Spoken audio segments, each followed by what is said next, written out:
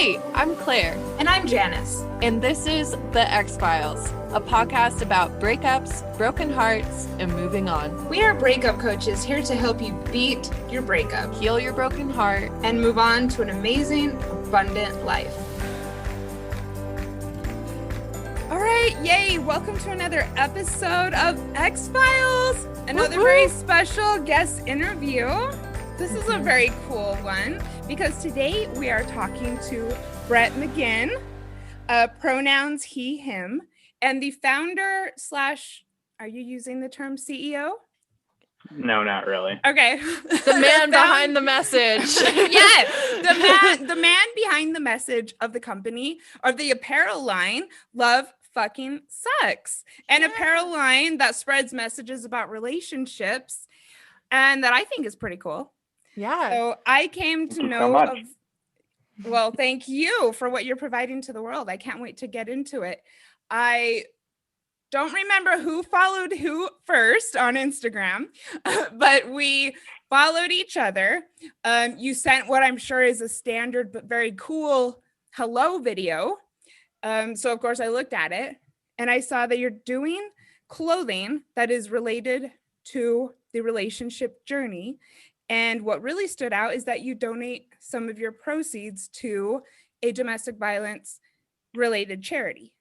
Mm-hmm. So as a survivor, I thought, well, this is a dude who's trying to do a good thing in the world.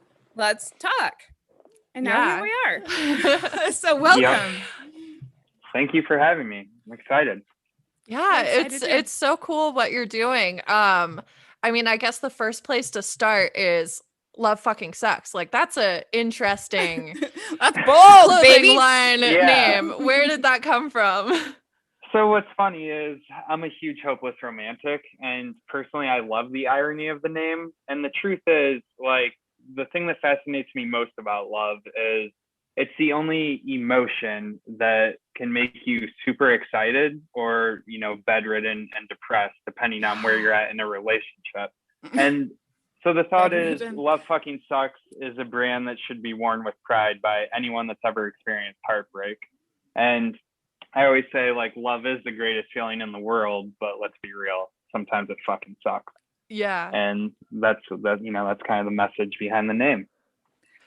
Okay, well, that's awesome. A lot to unpackage just right there, what you said. But maybe I have so many questions, but let's start with the basics of how did you get to this point with having an apparel line centered around this topic, and then how did you land on the name? So, Brett, tell us about your journey. What's your journey? Yeah. So I got the beautiful domain lovefuckingsucks.com probably in 2016, and ahead of the curve. You're buying them up. Yeah, exactly. I did relationship consulting through it, and ironically, I kind of landed on some press right away, and I had a piece picked up by LA Mag, and you know, there was the Museum of Broken Relationships in LA, which I had a partnership with, and I would do consultations with people that visited the museum. And I really enjoyed it because I was connecting with people on a personal level that otherwise would have been strangers. And, you know, I never marketed myself as a relationship consultant as being a direct alternative to therapy. I think therapy can be very beneficial, but what I found was that people, they enjoyed talking to me because, you know, they might find themselves in a cycle of talking to their friends about their relationship issues, and their friends, you know, they obviously have opinions, and it's also close to home, and they just wanted unbiased advice from someone. So I started it as that, and I kind of pivoted, if you will, last year, actually, in 2020, and realized that I wanted to do some cool stuff with apparel. In general, I wanted apparel that told a story, and now that's the goal, is to tell the different phases of love through clothing. And that's, you know, the first line is the honeymoon phase, which is my personal favorite. Well, yeah, who doesn't love that phase?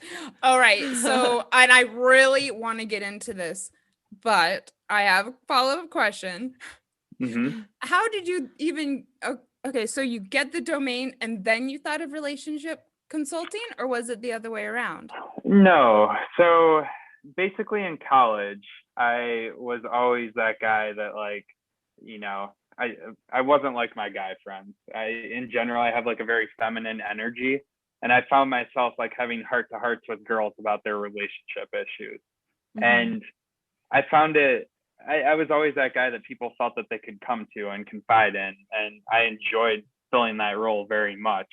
And honestly, I think at the time I was working for someone, but I've always kind of had like an entrepreneurial mindset, and I've always wanted something that was my own. And I was sitting around just thinking like, what can I do? And for whatever reason, maybe I was going through a minor heartbreak at the time, which in the grand scheme of things ended up being significant if it started my company. But I just realized that the domain was available, and I kind of took it and ran.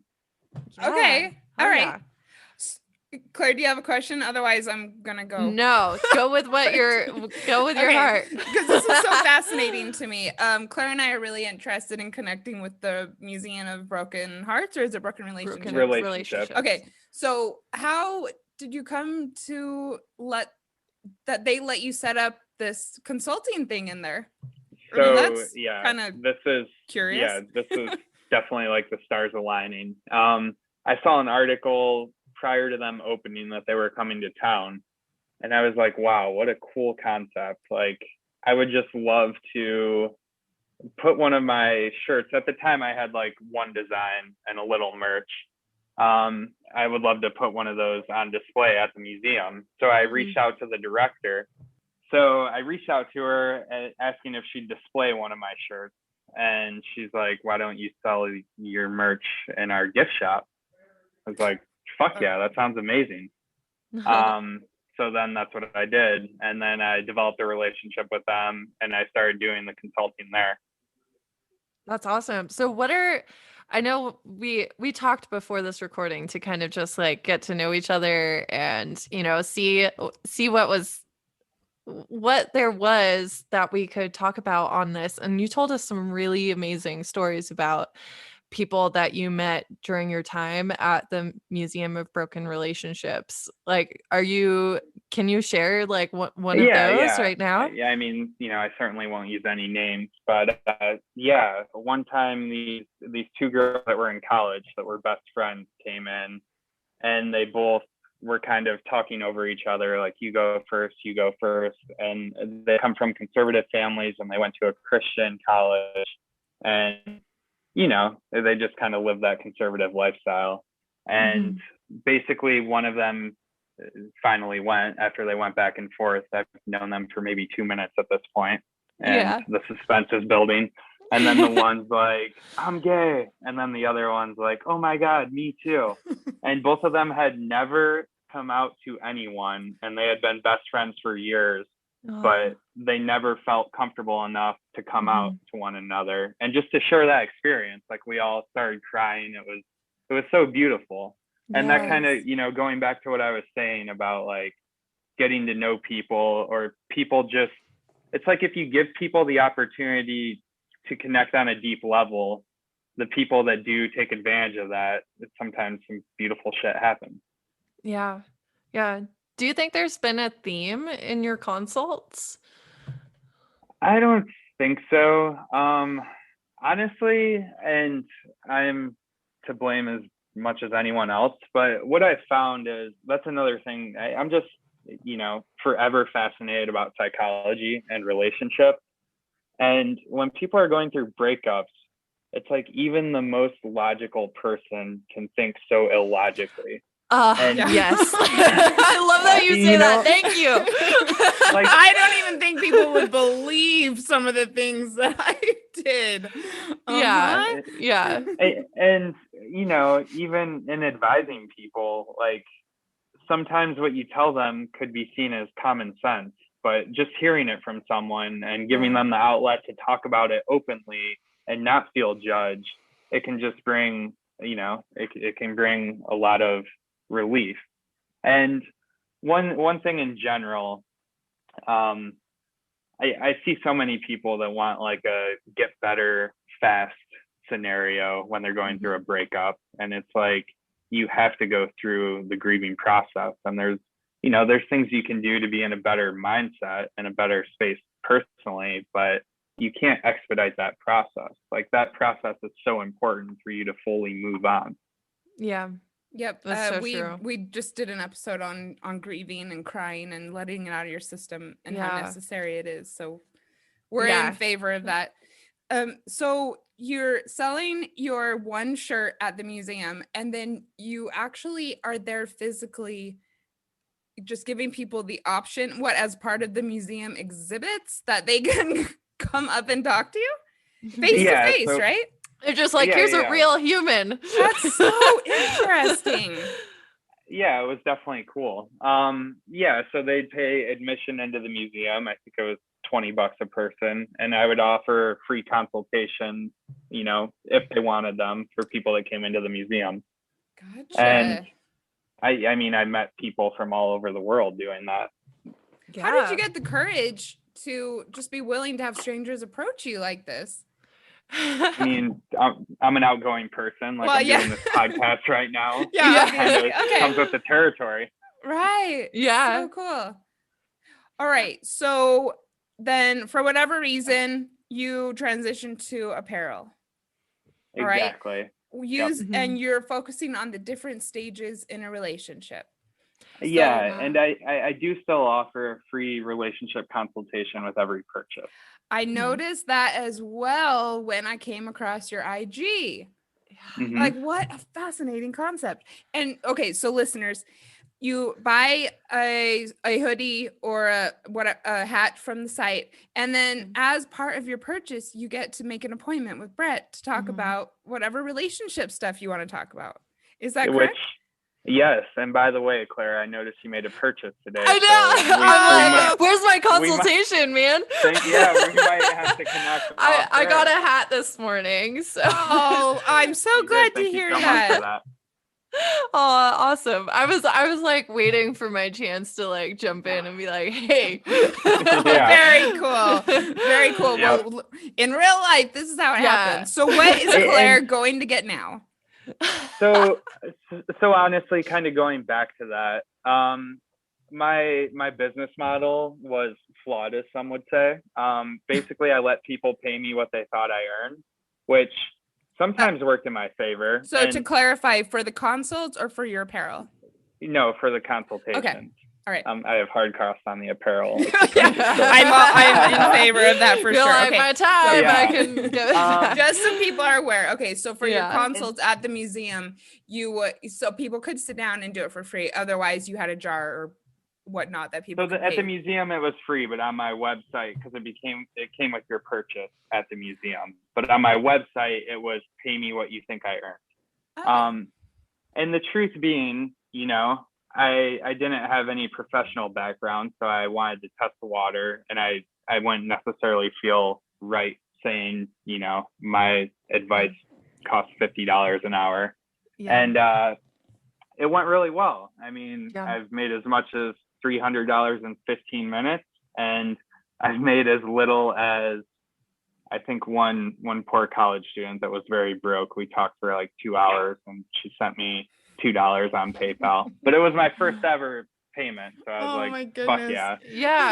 I mean, that's so smart. Yeah. Yeah. Long story short, I never really found out like what that price point was.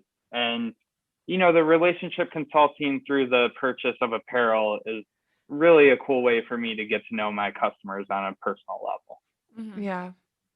Yeah, no, and for any entrepreneurs or wannabe entrepreneurs listening, like, that model is great when you're starting out. I mean, I know Janice and I have both taken pro bono clients when we were just starting after our certification. And, like, I think the model of pay what you think I've earned is actually so good for, getting those like first reviews or whatever, for whatever you're doing.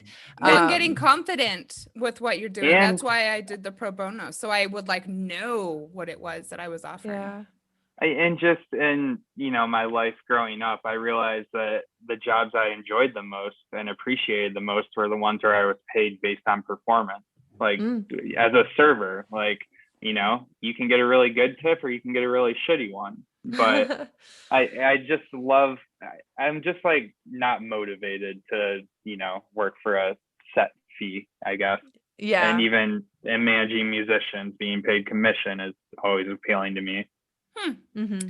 All right. I mean, different for everyone, for sure. How did but fascinating story and concept. How do the consults work? Do people meet with you over Skype, or do you fill them out? I mean, what is a relationship consult? So I did most of my meetings over the phone, some in person, the majority of those being at the museum. And I would do some over email, which, quite honestly is kind of exhausting, and you lose tone in text, so that can get complicated. But in general, I like doing things over the phone. I do the Skypes. It's hard, like right now I'm doing fine, but it's hard for me to there's just nothing exciting going on when you're looking at someone talk, like when I'm such a multitasker that when I'm on the phone, like I want to walk 5 miles. Yeah. I feel like I'm accomplishing something. Yeah. No, everyone is built differently and succeeds in different environments and stuff. So, I think, when we talk about breakups, we talk so much about like rediscovering yourself and like the things that you actually like doing. And I think, that can be tied into it. Like figuring out like what sort of environments do you thrive in? What all of those things. So, we can link basically anything to breakups at this point. So, we're very good at that. We're good at that. We're tying in the lesson. But I know, bridging across here, like getting to know yourself is huge in a breakup.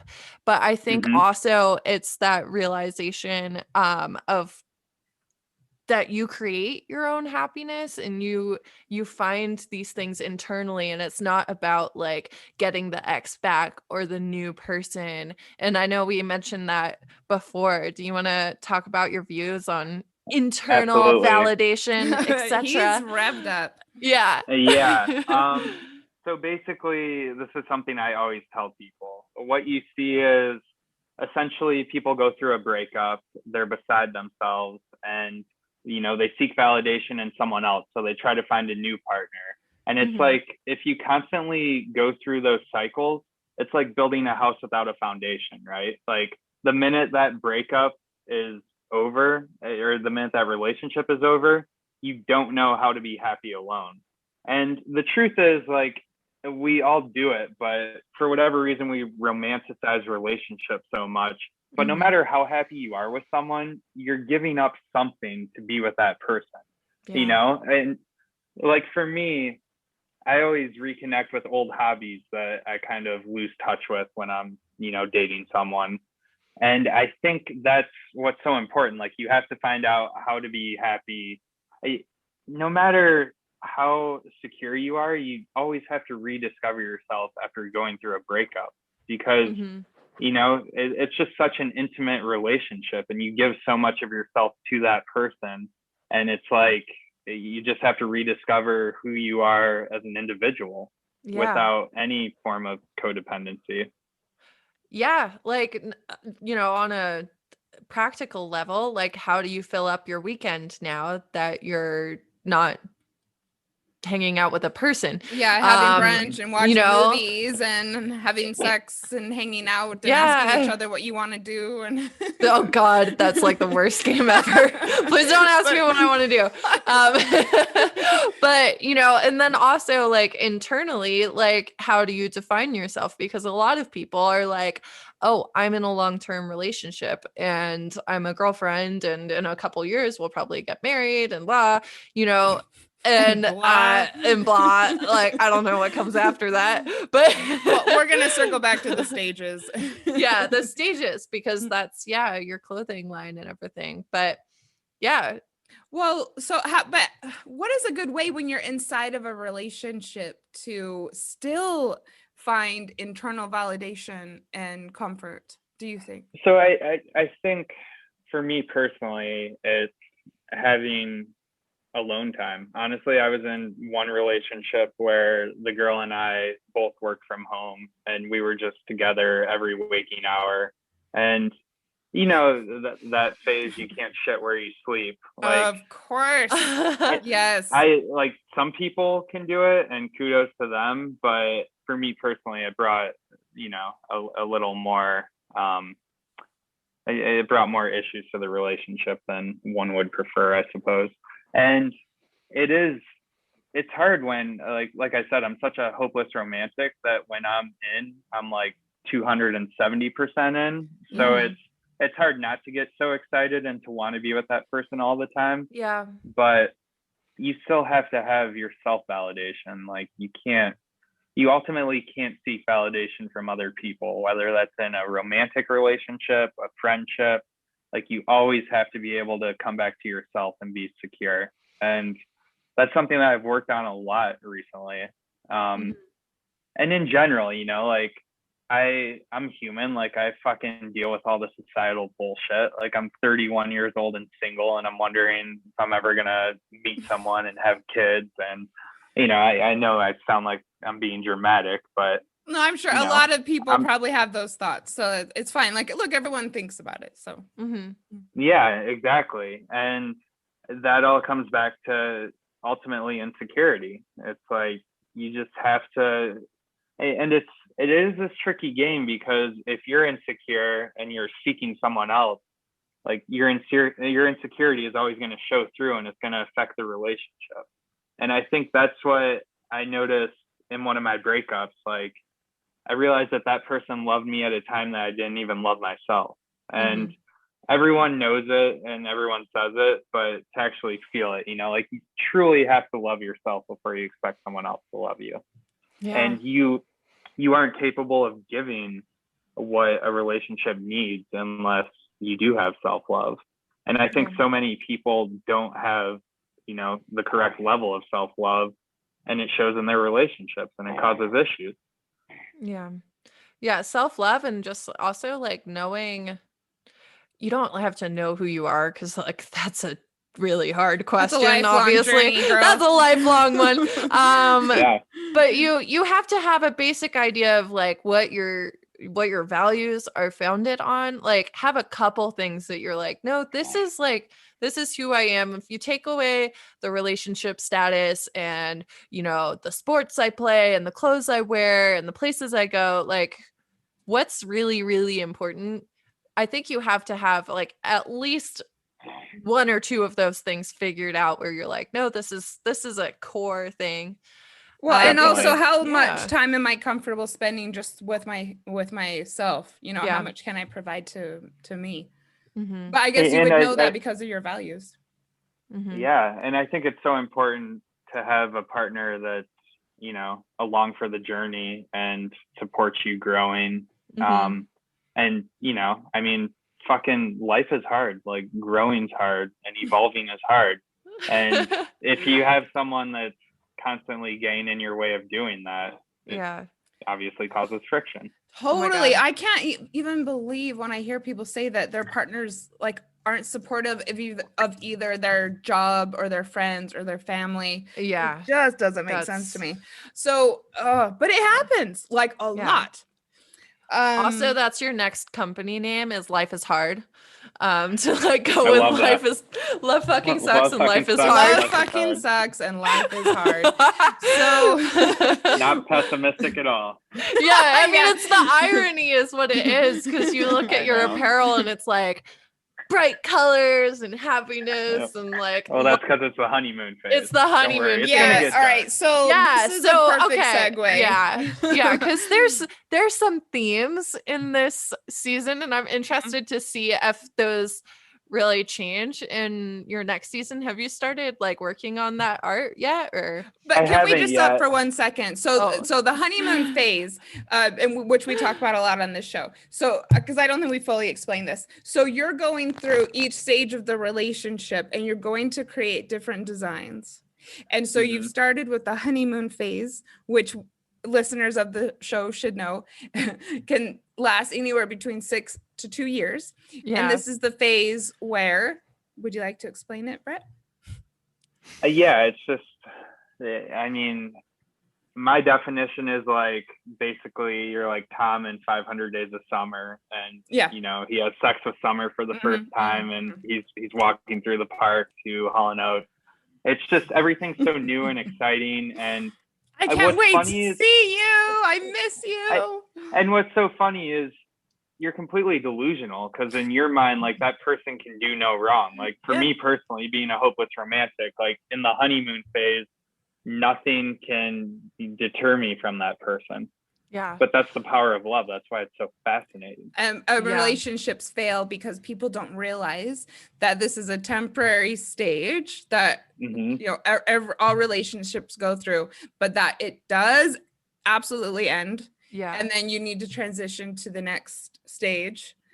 Which how, according to your what do you define as the next stage? I honestly, this is something I've thought about. I think it's that I don't have a proper term for it yet. Honestly, I need to do more research. But it's that phase where you're comfortable enough with one another that, like, you can sit there and not necessarily feel like you have to be entertaining. Like, you know, like when there's an awkward silence that isn't awkward, and there's something comforting about it. But for me, being like, you know, this, I don't know, overly enthusiastic person that's obsessed with the honeymoon phase, like, it's hard because I am a hopeless romantic, like, it's hard for someone to live up to my expectations. And I find myself very much, it's funny because I guess obsession is the best way to describe it, unfortunately. But honeymoon phase? No, my feeling towards someone in the honeymoon phase. Yeah. And I think the next phase, things are still good. It's just, it's real. Like, it's like, come back down to the real world. Like, you know, and you know, like, you start to have your first arguments and disagreements, and you see which way those go, because you really learn a lot about someone by the way they handle an argument. In the past, I remember one girl I had a relationship with. We never argued at all, and I remember at first I was like, this is fucking awesome, like, we get along so well. And then as time went on, I'm like, does this just lack passion? Like, why can't we argue about it? We should have to argue. Like, there's healthy arguing, and if you really love someone, like, you know, you're going to challenge them, and there's going to be tough conversations, and you need the arguing. The power struggle. Yeah, definitely.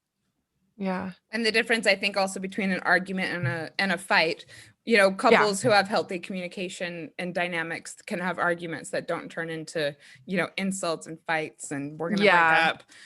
Yeah, exactly. So when are you going to be, transitioning to the next phase? You're just going to fill it out? Yeah, I think so. I would like to.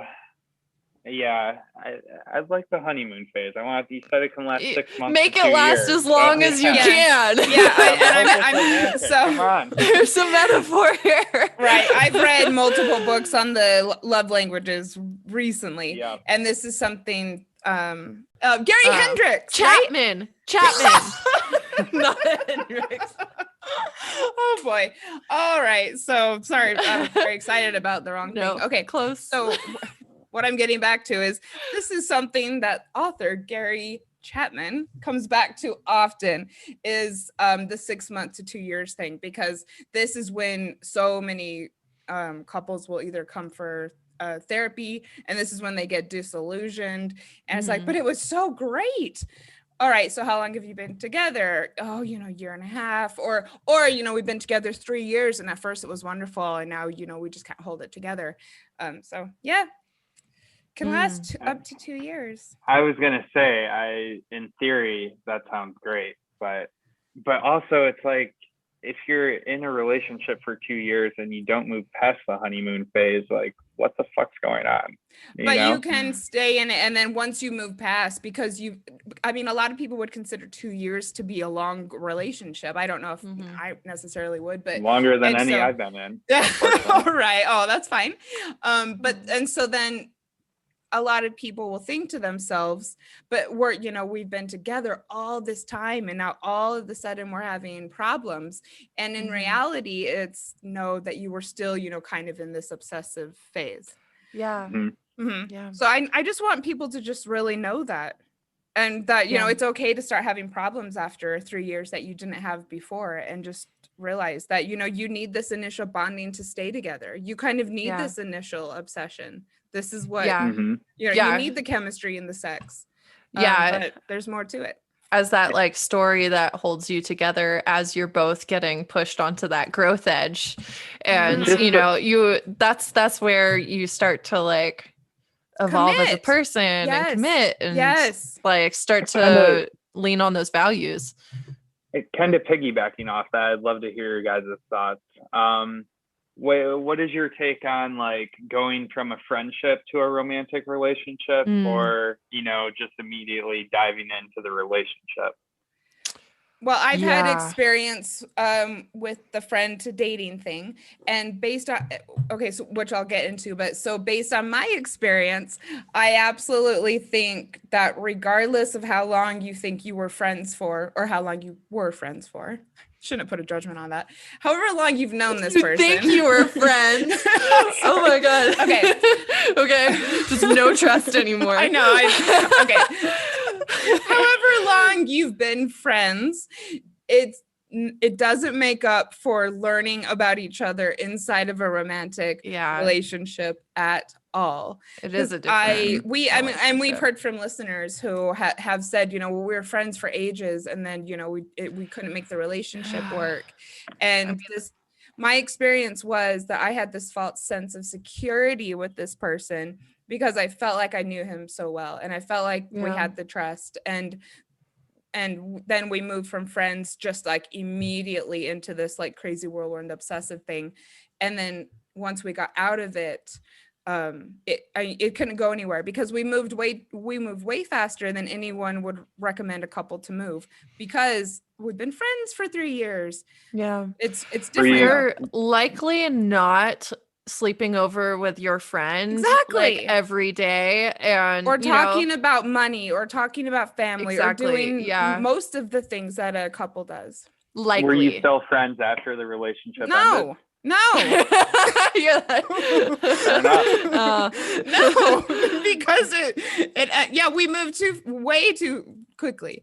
So I'm a big advocate of taking your time in relationships, and I would think you would want to do the same even if you've known the person a while as friends.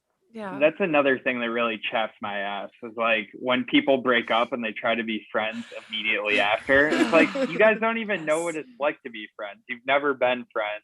Like, one of you is inevitably going to want more.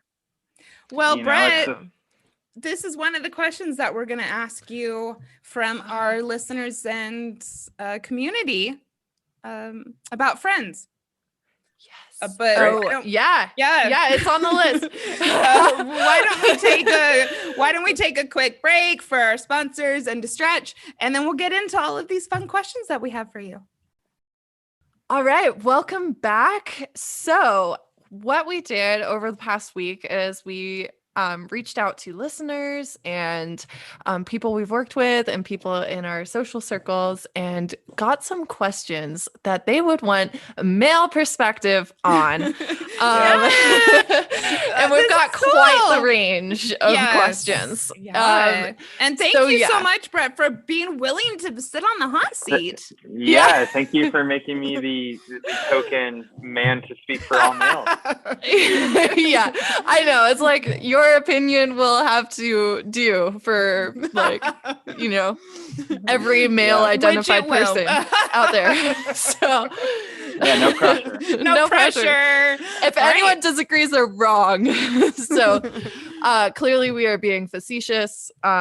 This is just a fun exercise we thought we would do. So so we have quite the range. So first up, and I'm sure we'll jump in because I have some strong opinions about some of these.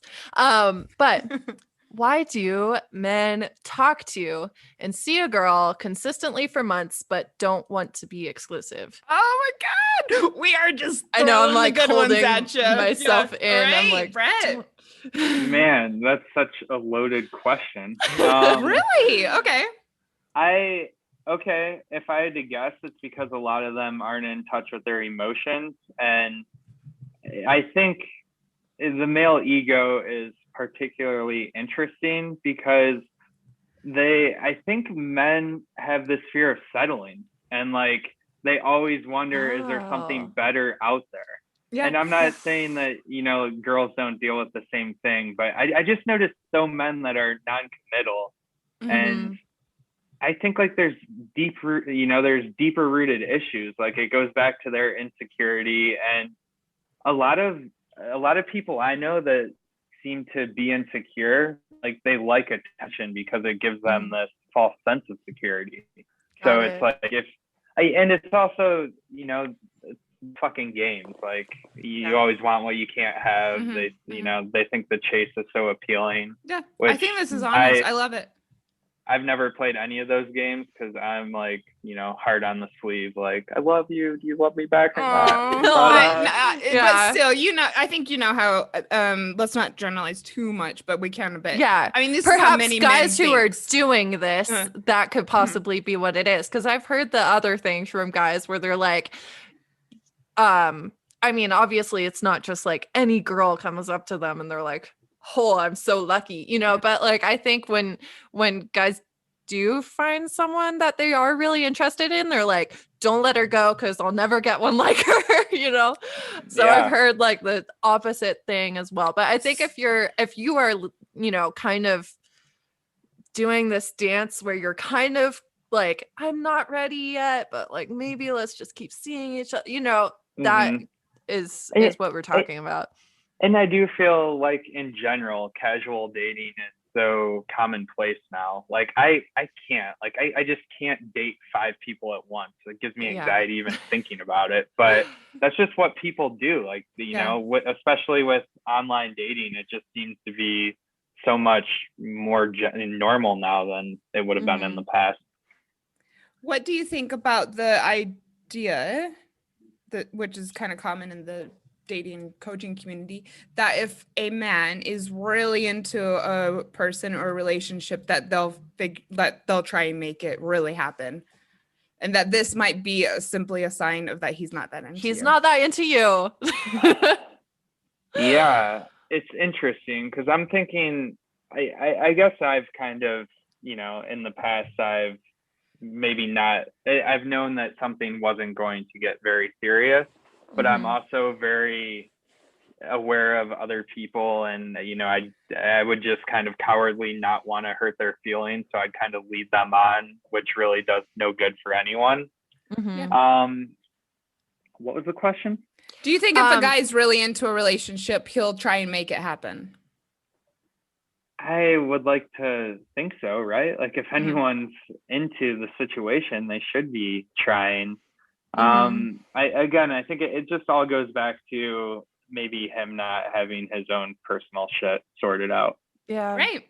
Yeah. And I just want to say, while we're talking about this one question, is that it's not just men who do this. Like women also will talk to a guy or a girl or whoever they're dating and see them consistently for months and not want to be exclusive. And it's kind of like, well, you know, if you've ever done this in the past, what was in your head? Because maybe that's happening with this guy that you're wondering about, you know? Yeah, I have a very interesting experience with dating, and I've definitely had a handful of people I was seeing at the time, and it was because I kind of had fun with all of them, but I wouldn't say I was so into any, just kind of enjoying myself. Yeah. Yeah. That's it. There was no one I really wanted to be serious with, but I, kind of thought everyone was kind of cool. And I've been in that situation where I was essentially dating someone, without the title for several months, and she kind of told me like, I'm having fun. This is what it is. And me being the anxious attachment style that I am, it fucking drove me crazy. Like I just felt like I wasn't good enough. Like, why am I not good enough for commitment? Mm-hmm. Yeah. I mean, this is also just an example of where talking about expectations when you start dating someone is probably a good idea. Mm-hmm. Yeah, probably. All right. Claire's got an interesting question. Yes. All right. So through social media, targeted advertising, social conversations, and pop culture, women have a lot more exposure to discussions about relationships and love. This immersion in romance helps women understand what different types of relationships can look like and help them develop their understanding of what they want. How, as women, can we help bridge that knowledge gap with our male partners so that they can develop the language and self-awareness to discuss what they need in a relationship? Okay, that's very complicated because I talk about this all the time, like me having more feminine energy than, the stereotypical guy. Mm-hmm. It is true, like our society tells guys that it's not manly to be vulnerable and show your emotions. And it's so weird, like talking about mental health is so sexy right now and it's very on trend, but I still don't. I'm just thinking about like a lot of the guys that I know, like there aren't these open discussions, and I don't know what it's gonna take.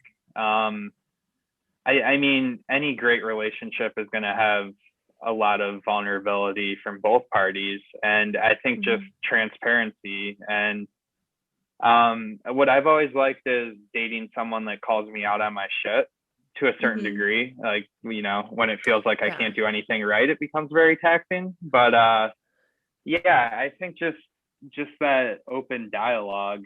And I think it too, like, it's important that a guy does feel heard. And, it is a lot.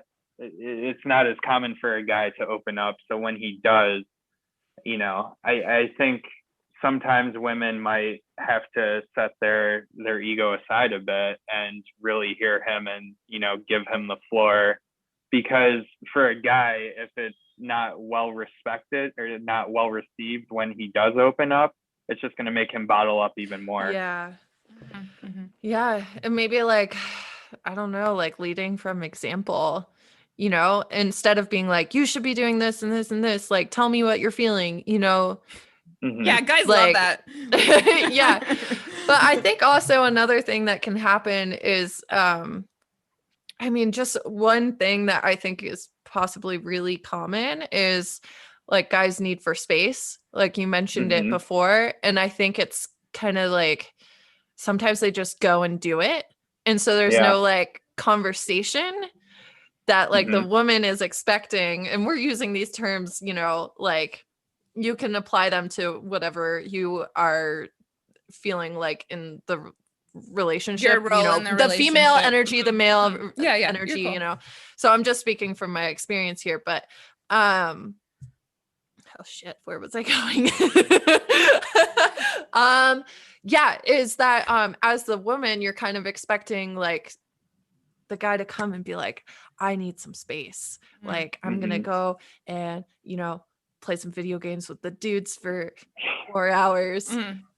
Instead, they kind of just go and do it. And she thinks that it's just a thing instead of like, this is what I actually needed. We're in a relationship. Let's talk about your guide time. Yeah. Whereas guys men can, I think, feel quite suffocated by that. Is that kind of what you mean? Yeah, I think so. It's just like, they think they need some alone time, so they go and they do it. Yeah. And they meet those needs. Rather than like not making it like a let's sit down and talk situation. Yeah, exactly. Instead of being like, I need some space, so I'm going to do that tonight because I need some space emotionally. It's like, no, they're just there. Well, and a bit, this goes back a tiny bit to also taking things slow in relationships and just realizing that just because you're really into each other doesn't mean you have to, a month in be hanging out every night. Yeah, 100%. And I think it just comes back to communication, like going back to what you said, I can see why a girl might feel offended if she's not included in the guy, Right. like, even if it's just saying, hey, I need to go do this. It's just have that conversation, Yeah, totally. And you should, the healthiest thing is to not do everything together. So let him go play video games or have video games, band practice or whatever. Band practice. Drink some beers with the boys. Yes. Yeah. Oh man, that is probably one of the best things that you could do if you want to be with this man, is to let him have beers with the dudes without you. Yeah. All right. So Claire, I actually feel like you have a little more context around this next question. So if you want to go, and then I'll take over from there. Yeah. Okay. So this isn't. Yeah, so it just worked out that way where the questions I sourced ended up being first, and then Janice will follow it up. But okay, so this one's a big one. Good. Why do guys say they want to marry a girl and that she's the love of his life, all these things, they're in a relationship together, things seem to be going really well, and then, not even weeks later, blindsides her and says, hey, we're breaking up because he's not, quote, in love with her. And I know this is very specific, but I guess, if we're breaking it down, be like, why would you say those things if you didn't mean them? So I think for me personally, I struggle with this all the time, in all honesty. Not all the time, but it's like every moment. I do too, actually. You can't get attached to what someone said at one point, because the truth is, actually, this artist I used to work with wrote this song, and she's like, what I said at the time was true, but things, sorry, give me a second. I need to get this. This is very important. The things I said before at the time were true, but now the truth has changed. I don't like you. Yeah. And it's like, that's so true. Like, feelings change over time. Like, I don't know why, last week he said he loved you. Perhaps he was lying. And, if anything, you should be thankful that he's being honest now. Yes. And you're not wasting more time in a relationship that ultimately doesn't have a future. Mm-hmm. Yeah. Yeah, there's another song like that, Laura Marling, New Romantic. I know I said I loved you, but I'm thinking I was wrong. Mm-hmm. I'm like, literally, it's disappeared off of all of the streaming stuff because Taylor Swift released a new romantic song. I think she got paid off, and I hope it was a good payment, but like, But, people, things change in relationships, and yes, that kind of sucks, but things change. You change your mind. Change too. Yeah. Yeah. And people say things in the moment, and it doesn't mean anything really about you. Yeah. Mm-hmm. Mm-hmm. All right. Thank you, Brett. So let's go on. We've got 3 more good ones. Okay. So this one came from someone in my community. I'd love to hear about this. So I have someone in my community who wants to know, how can I meet guys in real life, not online? Out in the wild. Is this during COVID? Or I feel comfortable saying that this comes from someone in my community who does not happen to be in a COVID afflicted area. So COVID aside. Oh, damn, I was gonna say, take me to that community. But yeah. How can you meet people? So it's funny. I think you have to think of the person that you see yourself with, right? And where do you envision, like, what do you enjoy doing that you would like doing with someone?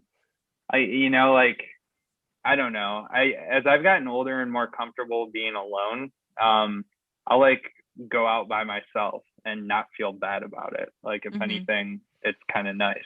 And I realize like I meet more people because I am alone and I can, quickly adapt and kind of do whatever. But just do things that you like doing. And I think you know, it's so hard to say where you can meet someone. Like you could walk out your front door and literally, you know, wreck your car and then end up meeting the love of your life because they were the other person involved in the accident.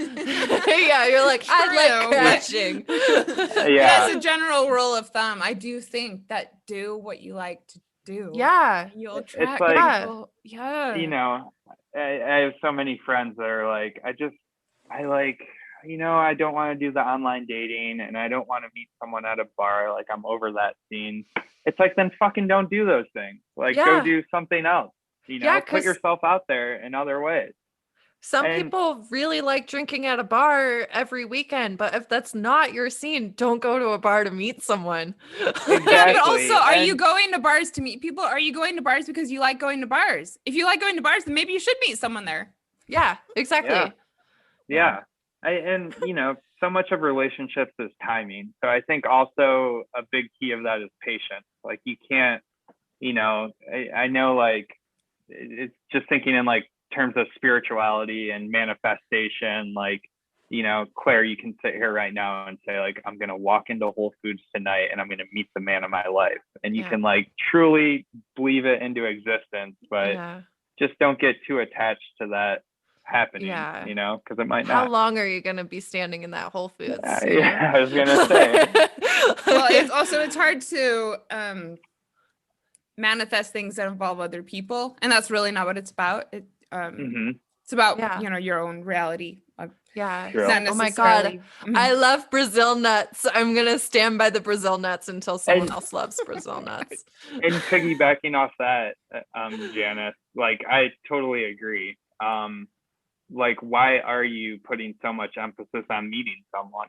You know, it's one of those things when it happens, it's like an added benefit to your life. But if you're out there desperately trying to meet someone, you're going to reek of desperation.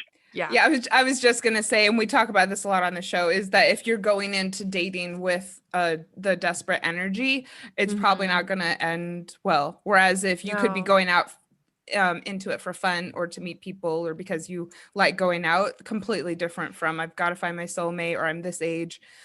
Great. Thank you. From a manifesting standpoint, but also like who would you rather hang out with? Someone who's like having a really good time, you know, and it's just like doing things that they love doing and they have like this life that they've made for themselves, or someone who's like, I've literally put everything on hold until I can find someone. Yeah, I want a man. Yeah, no. Like sexy. All right. All right, we've said it before and we're saying it again. Do you, the rest will fall into place. All right. So let's get back to something we talked about earlier. Another question. Should I stay friends with my ex? And I'm going to add my own caveat here. Based on what is going on in my community and with some listeners, the relationship wasn't even that great, but I don't want to cut them out of my life. What should I do? First off, do you stay friends with your ex? I think, you know, you definitely need time to get over the relationship. And the truth is, say you break up with me and I still wanted to be in the relationship, but you are saying, you know, I still care about you. I want you in my life. I want us to be friends. That's very selfish of you to do because that's completely, it's just negating any feelings that I have. And ultimately you're setting me up for letdown because I am probably going to say, yes, we should be friends. I'm ultimately going to want more and I'm going to be hurt by the fact that we're not on the same wavelength. Yeah. So time and space heal all. And the truth is, I don't like, that's so case by case. Some people are friends with their exes. Some people are friends with some of their exes and not others. Like some people aren't meant to be friends at the end of the day too. Yeah. Completely agreed. But then as far as the I don't want to cut them out of my life goes as a just because, do you have anything to say about that? Like, again, I think that's kind of selfish of you to say that. Like if you wanted the relationship to end and they didn't, I don't really give a fuck about you not wanting to cut them out. Like you want the relationship to end, like have enough respect for them to let them fully heal. Yeah. That's fear talking, being like, I want to break up, but I don't want to be alone. Like, That's I like, agree. you get your cake and eat it too, or whatever, right? Like, yeah. that's very selfish. Yeah. Love it. All right. So I am interested to dive into this. We've semi-touched on it, but something that we're especially interested in is, what do you think are the differences, if any, between what men and women want out of relationships? And then I have a follow-up question. So something I often think about, like from a psychological standpoint, is I've always thought like, man, this guy's so cool. Like, why is he so cool? And this other guy is a douchebag. Like, why is he a douchebag? And I think it all comes down to us all seeking love and affection. And anyone that acts out has been neglected. You know, they haven't received the love that they've wanted or thought that they needed. So I think it's the same in relationships. You know, totally forgot the question, but do you think that there's a difference between what men and women want out of relationships? I mean, it's so hard to generalize like what men want and what women want. Like, we're all different people, right? But I think if we're looking from like, yeah, I mean, everyone wants to be heard and they want to feel like they have a partner that's committed to their growth, that is also contributing to it. Some people really want to say men are this, women are this. And I think it's important that we're saying everyone's different. Some people suck. Some people want to feel safe and be committed. Some people want to be, you know, bachelors forever. Some people want to have 3 kids. Everyone's different. Yeah. I also think like the distinction between male and female, like people want to make it so black and white, but we all have varying degrees of masculinity and femininity, you know? Exactly. Yeah. When it comes to your consults, do you see themes, differences between the genders as far as what people come to you about? That's a really good question. I mean, I would say 85% of my consultations are with women. So I definitely have more experience on that side. I think ultimately it's people not knowing how to get over someone, you know, like heartbreak's very hard and there's no formula for it. And it's people seeking healing, which is so important. You know, a lot of people never find a healthy way to express their emotions when going through a breakup. And like I said, just putting yourself out there is so huge. Well, I mean, that's why we're here. Yeah. No. Amazing. I mean, I've had actually 2 different people ask me in the last week if I think that Claire and I will run out of topics for a podcast that's about breakups. And I said, we do not foresee that happening. Our list just grows longer and longer because it's such a dynamic issue, or such a dynamic experience that people go through. So many people go through. I will say, in general, it seems like, and this is so upsetting to me, but it seems like if a guy breaks up with a girl, the girl assumes that there's something wrong with her, and that's the reason that guy broke up with her. They externalize it, or internalize it, excuse me. Exactly. Yeah. And you know, I think that goes back to societal horseshit. Oh, well, thank you so much for answering all of those questions. I know we really put you on the spot, but I thought that was really great insight personally. Yeah. So I loved that. I think Claire loved it. I know our listeners are going to love it. And yeah, you know, everyone, dear listeners, people are nuanced, but I do think that you provided really great insight. You know, a lot of it is, it's not about you necessarily, you know, taking your time in relationships, you know, letting things happen in the right way, realizing that, you know, people are dealing with a lot of shit that's not about you. That's really great. Yeah. So everyone brings their own junk to relationships. Yeah. So before we end, Brett, where can people find you? Little typical podcast line there. So give the stalkers what they want. They're gonna want it after this. My website is lovefuckingsucks.com, all spelled out. Yay. And my Instagram is at lovefuckingsucks with 3 underscores at the end. Okay, but we're going to link it in the show notes, dear listeners. As well, yeah. And I'll definitely say that we both really, really like your IG account. I would definitely recommend everyone to follow, everyone to get their own trucker's cap. I don't know why I didn't think of that, Claire. Get a hoodie, some tanks for summer. But do you have tanks? Because... No, I don't. That's why. Next season. Yes. Yeah. Janice loves her tank tops. Yes, I do. It's kind of my thing. So go over to Love Fucking Sucks on IG, on the web. Get yourself loaded up with good stuff. And also, he has great content. So I highly recommend it. We've loved having you on. And Claire and I are building our online community, and we're going to be meeting in there on Facebook at Breakups, Broken Hearts, and Moving On May 4th at 12 p.m. MST to answer your coaching questions live. Yay. All right. We love all our listeners. Brett, we're so excited about connecting with you. And we'll see everyone next time. Sweet. And bye. Thank you, guys. Thanks for listening to X-Files, a podcast about breakups, broken hearts, and moving on. If you like this episode, tag us on your Instagram story so we can connect with you.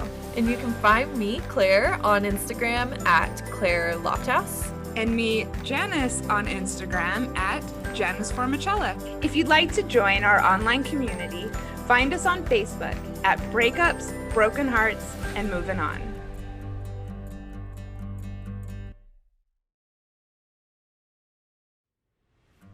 And here's a preview of our next episode. After many months, I did destroy the journals. I was living in a 1-bedroom apartment with a patio that was definitely gonna be a fire hazard if I burnt anything out there. And I didn't want to go and do it in public at the beach or something in a barbecue grill, because that was the other option. Imagine if you saw someone out there just alone. Tears, burning journals at the beach. I needed a little bit more privacy, basically. And another way to destroy journals is to drown them instead of burn them. So I drowned my journals.